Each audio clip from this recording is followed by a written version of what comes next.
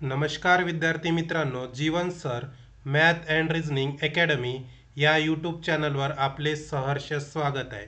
विद्यार्थी मित्रांनो, आपण हा व्हिडिओ चालू घडामोडीचा व्हिडिओ घेऊन येत आहोत. यापूर्वी आपण वीकली 1 ते 7 नोव्हेंबरपर्यंतचा चालू घडामोडीचा व्हिडिओ बघितलेला आहे. आता आपण जो बघणार आहोत तो 8 ते 11 नोव्हेंबरपर्यंत ज्या काही चालू घडामोडी घडलेल्या आहेत त्यांची डिटेल न्यूज स्पष्टीकरणासह बघत आहोत. चला तर सुरुवात करूया आपल्या चालू घडामोडी. या व्हिडिओमध्ये विद्यार्थी मित्रांनो, काही जर जी के जी एसचे प्रश्न मला चालू घडामोडीसोबत जर मिळाले ते पण मी इथे डिटेलमध्ये स्पष्टीकरण घेणार आहे. चला तर सुरुवात करूया आपल्या घडामोडीला. तत्पूर्वी विद्यार्थी मित्रांनो, मी तुम्हाला सांगू इच्छितो की व्हिडिओच्या सुरुवातीला जे काही या 3 दिवसामध्ये 8 ते 11 नोव्हेंबर पर्यंत महत्त्वाचे दिवस येत असेल तर त्याला आपण आधी सुरुवातीला डिस्कस करत असतो. बघा इथे काय दिलेलं आहे, 9 नोव्हेंबर. तर 9 नोव्हेंबरला काय राष्ट्रीय कायदेशीर सेवा दिन म्हणून साजरा करण्यात येतो. म्हणून हा इम्पॉर्टंट दिन होत आहे आणि याला तुम्ही तुमच्या नोटबुकमध्ये नोट डाऊन करून घ्या. बघा 9 नोव्हेंबर राष्ट्रीय कायदेशीर सेवा दिन. कायदेशीर सेवा प्राधिकरण कायदा 1987 9 नोव्हेंबर 1995 रोजी लागू झाला. च्या अंमलबजावणीचे चिन्हांकन म्हणून 9 नोव्हेंबर हा राष्ट्रीय कायदेशीर सेवा दिन म्हणून साजरा करण्यात येत आहे. ठीक आहे विद्यार्थी मित्रांनो, याला तुम्ही तुमच्या नोटबुकमध्ये नोट डाऊन करून ठेवा. खूप महत्त्वाचा दिवस आहे 9 नोव्हेंबर राष्ट्रीय कायदेशीर सेवा दिन. ठीक आहे, वळूया दुसऱ्या दिवसाकडे. काय आहे दुसरा दिवस? बघा 9 नोव्हेंबरलाच उत्तराखंड स्थापना दिवस म्हणून साजरा करण्यात येतो. म्हणजेच उत्तराखंड 9 नोव्हेंबर 2000 रोजी उत्तर प्रदेशातून वेगळे होऊन त्याची स्थापना झाली. आणि विद्यार्थी मित्रांनो, हा खूप महत्त्वाचा पॉइंट आहे जीके दृष्टिकोनातून. ठीक आहे, हा जो उत्तराखंड आहे तो भारताचा 27वा राज्य म्हणून बनला. ठीक आहे, या निर्मितीला उत्तराखंडच्या 25 वर्ष पूर्ण झाली आहे. केव्हा? 9 नोव्हेंबर 2025ला. म्हणून 9 नोव्हेंबर हा जो दिवस आहे हा उत्तराखंडचा स्थापना दिवस म्हणून साजरा करण्यात येत आहे. ठीक आहे, त्यानंतर वळूया 9 नोव्हेंबरलाच एक खूप महत्त्वाचा दिवस साजरा करण्यात येतो. तो महत्त्वाचा दिवस आहे जागतिक स्वातंत्र्य दिन. बघा काय झाले या दिवशी 1989 मध्ये बर्लिनची भिंत पडल्याचा आणि मध्य आणि पूर्व युरोपमधील कम्युनिस्ट राजवटीचा अंताच्या स्मरणार्थ 9 नोव्हेंबर रोजी जागतिक स्वातंत्र्य दिन म्हणून साजरा करण्यात येतो. याचं जे काही तुम्हाला दिलेलं आहे, काय कुठल्या स्मरणार्थ हा दिन साजरा करण्यात येतो तर हे तुम्ही थोडंसं लक्षात ठेवा. म्हणून 9 नोव्हेंबरलाच काय जागतिक स्वातंत्र्य दिन म्हणून साजरा करण्यात येत आहे. ठीक आहे, अशा प्रकारे हे 3 दिवस 9 नोव्हेंबर रोजी साजरे करण्यात येतात. वळूया नंतरच्या स्लाइडकडे. त्यानंतर बघा विद्यार्थी मित्रांनो, 10 नोव्हेंबरला काय सुरू होत होतं, म्हणजे काय सेलिब्रेट करताय? जागतिक लसीकरण दिन. 10 नोव्हेंबरला जागतिक लसीकरण दिन. काय याचं महत्त्व बघा काय आहे तर दरवर्षी 10 नोव्हेंबर रोजी साजरा केला जाणारा जागतिक लसीकरण दिन जागतिक आरोग्य संघटनेने म्हणजेच WHO वर्ल्ड हेल्थ ऑर्गनायझेशन लसीकरण आणि लसीकरणाच्या महत्त्वाबद्दल जागरूकता निर्माण करण्यासाठी स्थापन केला होता. जागतिक आरोग्य संघटनेने म्हणजेच वर्ल्ड हेल्थ ऑर्गनायझेशनने 2012 मध्ये हा जो जागतिक लसीकरण दिन तो सुरू केला. यासाठी जी थीम आहे विद्यार्थी मित्रांनो 10 नोव्हेंबर 2025 ची, ती थीम आहे सर्वांसाठी लसीकरण मानवीदृष्ट्या शक्य आहे. ही महत्त्वाची थीम आहे, याला तुम्ही तुमच्या नोटबुकमध्ये नोट डाऊन करून ठेवा. ठीक आहे, अशा प्रकारे 10 नोव्हेंबरला कुठला दिवस? जागतिक लसीकरण दिन हा WHO द्वारे सुरू करण्यात आला. ठीक आहे, त्यानंतर 10 नोव्हेंबरलाच बघा काय येत आहे विद्यार्थी मित्रांनो, शांतता आणि विकासासाठी जागतिक विज्ञान दिवस. कुठला? 10 नोव्हेंबर येत आहे शांतता आणि विकासासाठी जागतिक विज्ञान दिवस. विश्वास परिवर्तन आणि 2050 साठी आपल्या आवश्यक असलेल्या विज्ञान शांती आणि विकासासाठी पहिला जागतिक दिन म्हणून हा महत्वाचा दिवस आहे, कारण पहिला जागतिक दिन आहे म्हणून 10 नोव्हेंबर 2002 रोजी जगभरात साजरा करण्यात आला. किंवा 10 नोव्हेंबर 2002 रोजी पहिला जागतिक विज्ञान दिवस साजरा करण्यात आला. हा जीकेचा प्रश्न तुम्हाला येणाऱ्या आगामी परीक्षेसाठी येऊ शकतो, त्यामुळे हा दिवस महत्वाचा आहे. 10 नोव्हेंबर शांतता आणि विकासासाठी जागतिक विज्ञान दिवस. ठीक आहे, वळू या नंतरच्या आपल्या न्यूजकडे. अशा प्रकारे 8 ते 11 नोव्हेंबर पर्यंत जे काही महत्वाचे दिवस आलेले आहे विद्यार्थी मित्रांनो, ते आपण डिस्कस केलेले आहे. आता आपण वळूया महत्वाच्या चालू घडामोडीकडे. बघा तुम्हाला काय दिलेलं आहे विद्यार्थी मित्रांनो, दरवर्षी 11 नोव्हेंबर कुठला दरवर्षी 11 नोव्हेंबर हा दिवस राष्ट्रीय शिक्षण दिन म्हणून साजरा केला जातो. बघा इथं लक्षात ठेवा, 11 नोव्हेंबर कुठला दिवस, राष्ट्रीय शिक्षण दिन म्हणून. आता बघा तुम्हाला न्यूज मध्ये इथे काही हायलाइट केलेले आहे मी येलो कलरनी. तर बघा भारताचे पहिले शिक्षण मंत्री मौलाना अब्दुल कलाम आझाद यांची जयंती राष्ट्रीय शिक्षण दिन म्हणून साजरी केली जाते.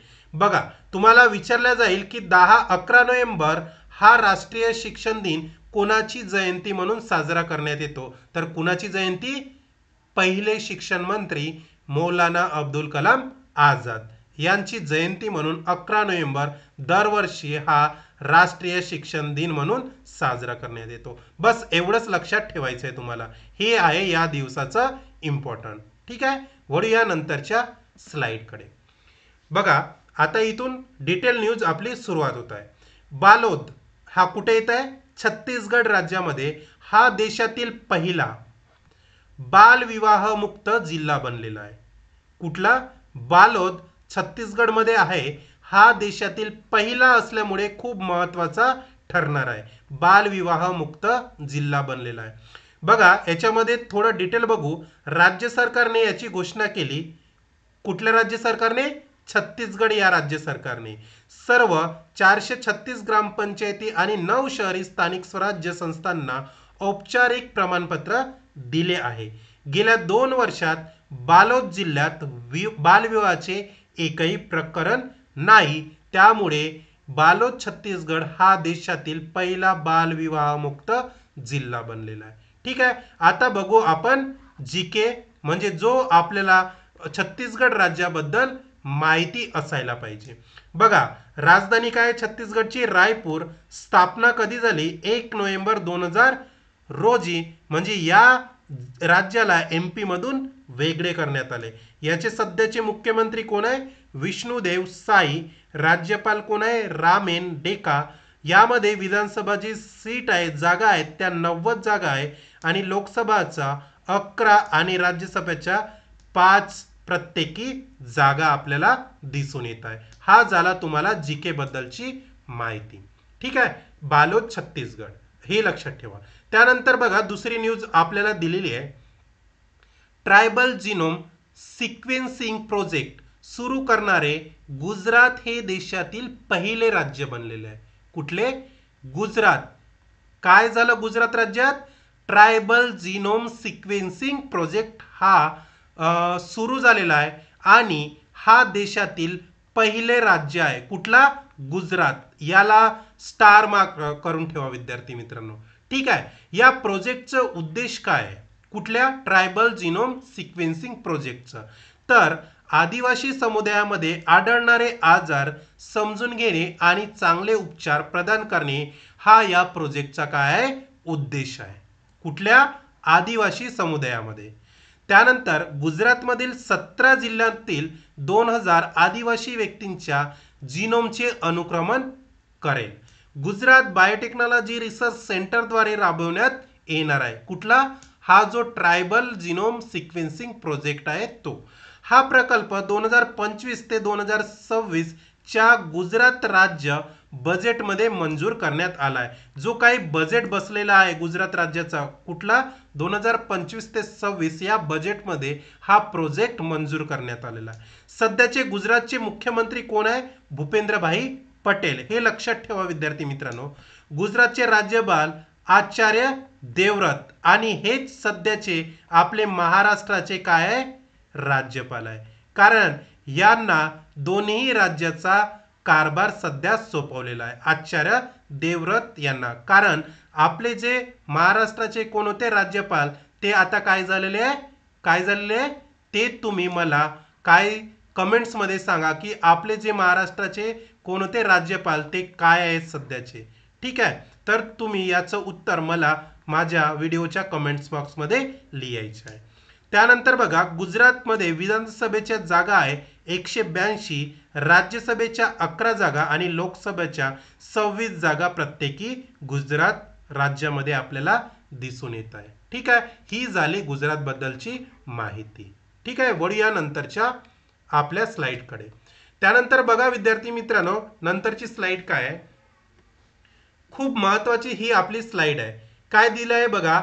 T20 पुरुष वर्ल्ड कप 2026 कुठे होत आहे बघा? दिनांक 7 फेब्रुवारी किंवा 7 फेब्रुवारी ते 8 मार्च 2026 दरम्यान या T20 पुरुष वर्ल्ड कप चं काय होत आहे? सुरुवात होत आहे. उद्घाटन आणि अंतिम सामना अहमदाबाद नरेंद्र मोदी स्टेडियम. कुठे आहे नरेंद्र मोदी स्टेडियम? अहमदाबाद मध्ये. आणि आयोजन करणारे देश कोणते आहे? भारत आणि श्रीलंका या दोन देशांनी आयोजित केलेला आहे. एकूण यामध्ये 20 संघ सहभागी होणार आहे. भारताने 2 वेळा हा T20 वर्ल्ड कप जिंकलेला आहे. केव्हा केव्हा? 2007 आणि 2024 मध्ये.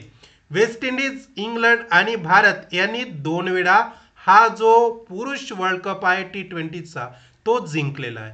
हे लक्षात ठेवा, खूप महत्वाचा काय आहे हा चालू घडामोडीचा टॉपिक आहे. ठीक आहे, त्यानंतर बघा कोप 30 चे आयोजन ब्राझीलमध्ये. कोप 30 चे आयोजन हे यावर्षी कुठे होणार आहे? ब्राझीलमध्ये. 30वी संयुक्त राष्ट्राचे हवामान बदल कॉन्फरन्स 2025 कुठे होणार आहे? ब्राझीलमध्ये. ठिकाण बेलम शहर, ब्राझील. हे पण महत्वाचं आहे, याला पण तुम्ही लक्षात ठेवा. दिनांक 10 ते 21 नोव्हेंबर दरम्यान काय होणार आहे?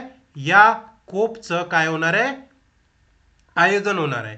बेलम शहर हे ॲमेझॉन रक्तवाहिनीकडे जाणारे दरवाजे म्हणून ओळखले जाते. बघा, खूप जीकेचा खूप महत्वाचा प्रश्न इथून काय होऊ शकतो? तयार होऊ शकतो. बेलम शहर हे ॲमेझॉन रक्तवाहिनीकडे जाणारे दरवाजे म्हणून ओळखले जाते. याचे अध्यक्ष कोण आहे? कोपचे आंध्र कोरिया डो लोगो. ठीक आहे, हे पण तुम्हाला लक्षात ठेवायचं आहे. वळूया नंतरच्या स्लाइडकडे.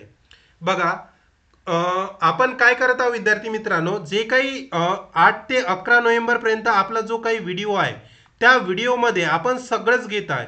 एक तर काय क्रीडामधील न्यूज, त्यानंतर महत्त्वाचे दिवस, त्यानंतर निधन वार्ता, पुरस्कार, त्यानंतर जे काही या दिवसात 8 ते 11 दिवसात जे काही घडलेलं आहे ते महत्त्वाचे टॉपिक आपण एकाच व्हिडिओमध्ये डिस्कस करत आहोत.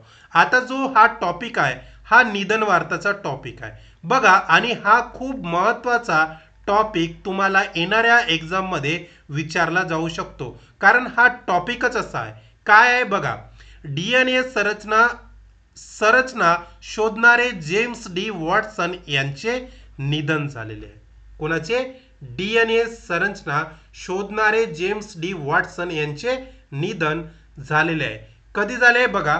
7 नोव्हेंबर 2025 रोजी यांचे निधन झालेले आहे. वयाच्या 97व्या वर्षी यांचे निधन झालेले आहे. त्यांचा जन्म 6 एप्रिल 1928 शिकागो येथे झाला. ठीक आहे, आता बघा याच्याबद्दल काही आपण माहिती शोधूया. 1953 वॉटसन आणि फ्रान्सिस क्रिक यांनी मिळून DNA च्या संरचनेचा शोध लावला. कोणी? वॉटसन आणि क्रिक यांनी काय केलेलं आहे? DNA चा शोध लावलेला आहे. DNA ही दुहेरी हेलिक्स संरचना शोध त्यांनी लावलेला आहे। डीएनए काय आहे? दुहेरी हेलिक्स संरचना, जी आपण आपल्या सायन्स या विषयामध्ये शिकत असतो। ठीक आहे। 1962 मध्ये वॉटसन क्रिक आणि मॅरिस विल्किन्स यांना नोबेल पुरस्कार मेडिसिन मध्ये जाहीर झालेला होता। कधी? 1962 मध्ये। हे पण तुम्हाला माहिती ठेवायचं आहे। त्यामध्ये ते हार्वर्ड मध्ये प्राध्यापक, स्प्रिंग हार्बर प्रयोगशाळेचे संचालक सुद्धा होते। त्यांची जी पुस्तके आहे, कोणाचे? जेम्स डी वॉटसनचे द डबल हेलिक्स आणि molecular biology of the gene, हे बघा यांच्या पुस्तकाचं नाव मी इथे एक त्यांची जी बुक आहे ती बुक इथे स्क्रीनशॉट म्हणून चिपकवलेली आहे तुम्हाला शो करण्यासाठी। जेम्स डी वॉटसन, हे बघा यांची कुठली book? Molecular biology of the genes, ही महत्वाची बुक आहे। येणाऱ्या आगामी परीक्षेसाठी ही बुक पण विचारली जाऊ शकते। ठीक आहे। ही झाली आपली निधन वार्ता। ठीक आहे, लक्षात ठेवायचं आहे विद्यार्थी मित्रांनो, तुम्हाला खूप महत्वाची ही काय व्यक्ती आहे। वळूया नंतरच्या आपल्या न्यूजकडे। बघा इथे पण आपल्याला खूप महत्वाची न्यूज अभ्यासायची आहे। काय झालंय? फिलिपिन्स मध्ये फँग वोंग धडकले। आता हे काय आहे विद्यार्थी मित्रांनो? बघा नाव अजब गजब असल्यामुळे तुम्हाला काय आहे हे शोधायचं आहे। बघा मनीला फँग वोंग या सर्वात मोठ्या चक्रीवादळ, काय आहे हे? चक्रीवादळ कुठल्या नावाचे? फँग वोंग। कुठल्या आणि कुठं हे धडकलेले आहे? फिलिपिन्स मध्ये। कुठे? फिलिपिन्स। या तीन गोष्टी तुम्हाला माहिती असायला पाहिजे। फँग वोंग काय? चक्रीवादळ आहे आणि कुठे आलेले? फिलिपिन्स मध्ये। ठीक आहे। बघा इथे मी जे हायलाइट केलेले आहे तेच सांगत आहे तुम्हाला। काय आहे नंतर बघा महत्वाची माहिती। फिलिपिन्सचे अध्यक्ष कोण आहे? अध्यक्ष फर्डिनांड मार्कोस ज्युनियर यांनी आणीबाणी जाहीर केली आहे। का बरं? कारण यामध्ये चक्रीवादळ आलेले आहे। कुठे? फिलिपिन्स मध्ये। कोणत्या नावाचे?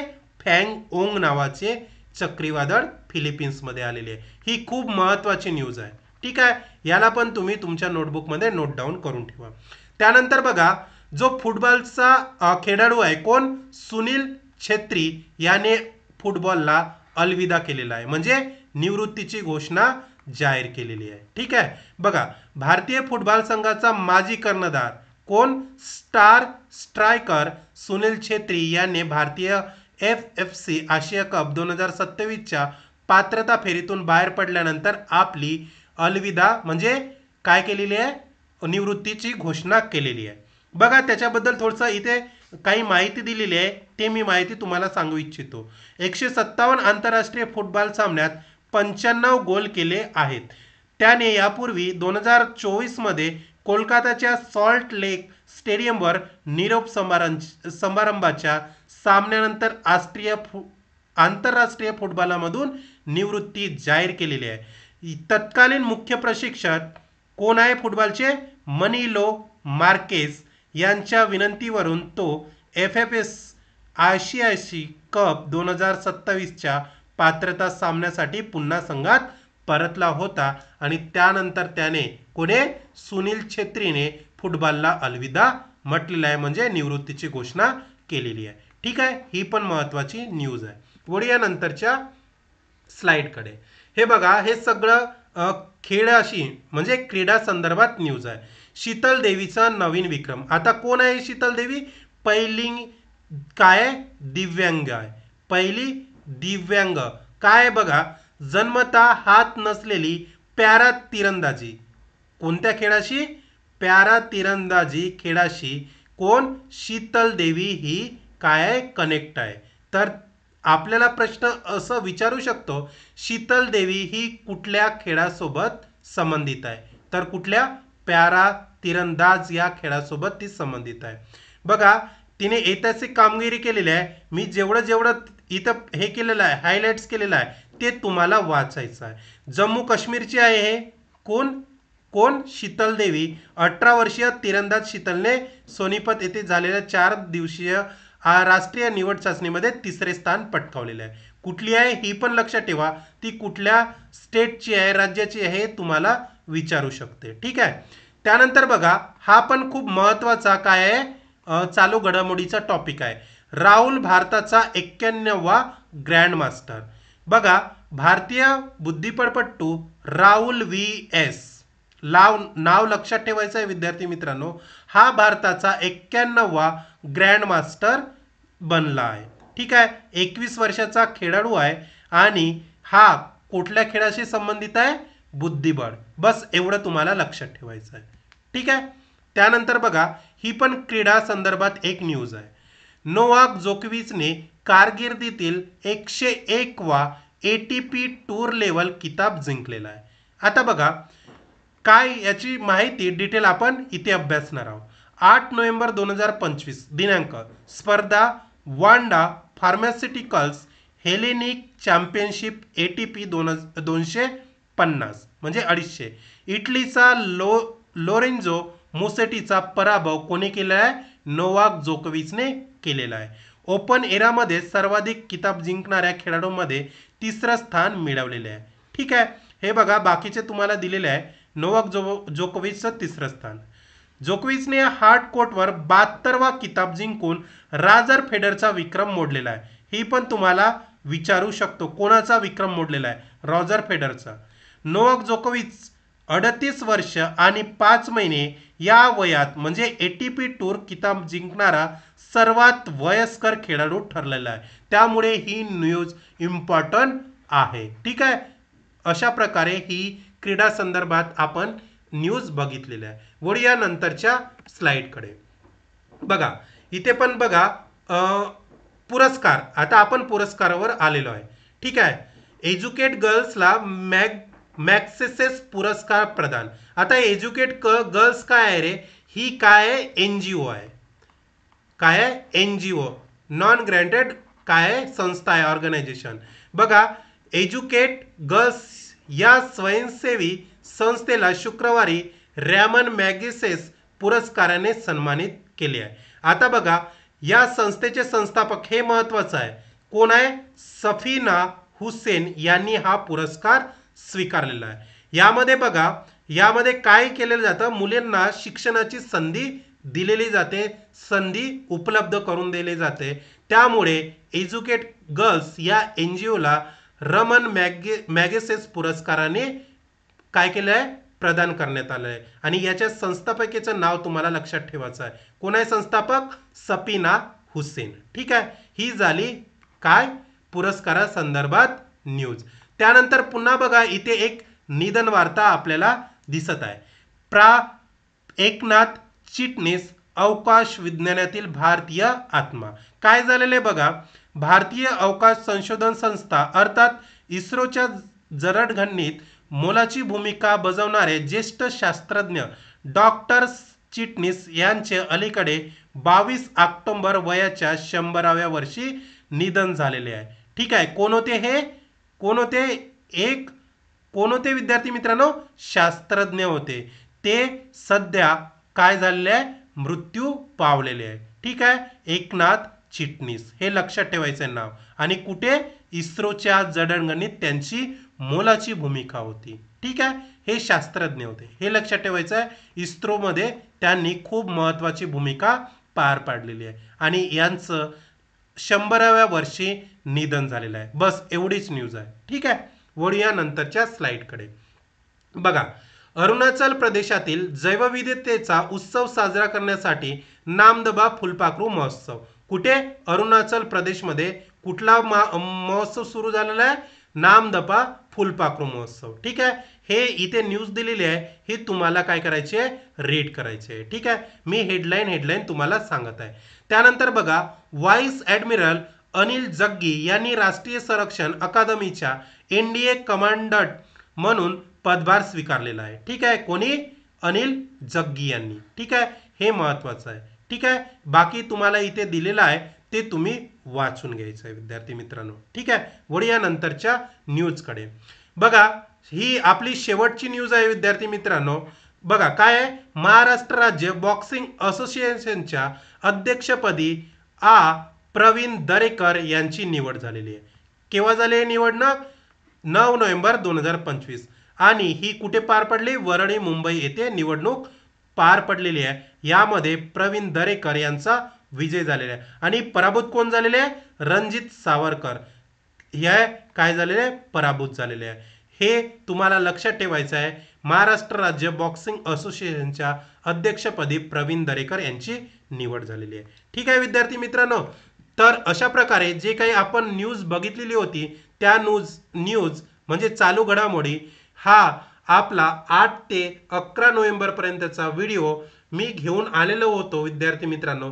जर तुम्हाला हा व्हिडिओ आवडला असेल तर व्हिडिओला लाईक करायचं आहे, शेअर करायचं आहे आणि जे कोणी विद्यार्थी नवीन असेल तर त्या यूट्यूब चॅनलला, माझ्या यूट्यूब चॅनलला सबस्क्राईब करायचं आहे.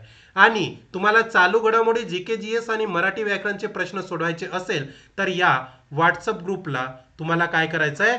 जॉईन व्हायचं आहे. या व्हॉट्सअप ग्रुपची लिंक मी या व्हिडिओ खाली दिलेली आहे, तर ती लिंक तुम्हाला जॉईन करायची आहे. व्हिडिओला लाईक करा, शेअर करा आणि मी तुम्हाला जे काही जीकेचे प्रश्न विचारलेले होमवर्क म्हणून ते कमेंट बॉक्समध्ये कमेंट्स करा. ठीक आहे, आजच्या दिवस इथेच थांबूया, भेटूया नंतरच्या सिरीजमध्ये. धन्यवाद मित्रांनो.